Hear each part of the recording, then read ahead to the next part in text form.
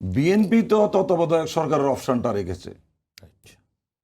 আপনি দেখবেন ওটা পড়লে ওখানে লেখা আছে পরিষ্কার যে বিএনপি তত্ত্বাবধায়ক সরকারের বিল পাস করবে। ঠিক আছে, আচ্ছা গেল।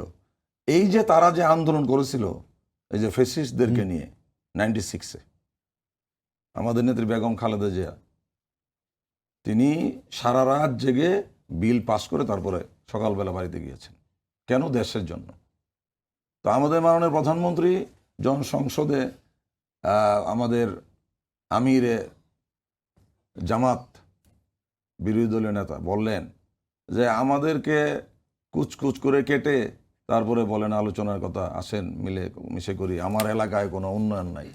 তা আমরা কি দেখেছি? পরের দিনই আপনার স্থানীয় সরকার প্রতিমন্ত্রী, হুইপ, ঢাকা উত্তরের প্রশাসক সহ, আমির সাহেব সহ ওনার পুরো এলাকা তারা ঘুরে বেরিয়েছেন এবং তার এলাকায় কী কী উন্নয়ন দরকার সেটা তারা চিহ্নিত করেছেন এবং সেই উন্নয়নে কাজ হচ্ছে। আমাদের প্রধানমন্ত্রী তো তারা সংসদে যে কথাই বলতেছে সেইটাই আমলে নিয়ে আসতেছেন, নিয়ে এসে সেটা বাস্তবায়ন করার উদ্যোগ। তারা বলেছে আমাদেরকে মসজিদ মাদ্রাসা টাকা দিতে হবে, সঙ্গে সঙ্গে প্রধানমন্ত্রী বক্তব্য বলেছে ঠিক আছে এটা পাস। তা আপনি তাদের কথা তো সবসময় মাননীয় প্রধানমন্ত্রী মূল্যায়ন করতেছেন। তো তারা তো, আমি তো বলছি যে তাদের উদ্দেশ্য তো অন্য জায়গায়।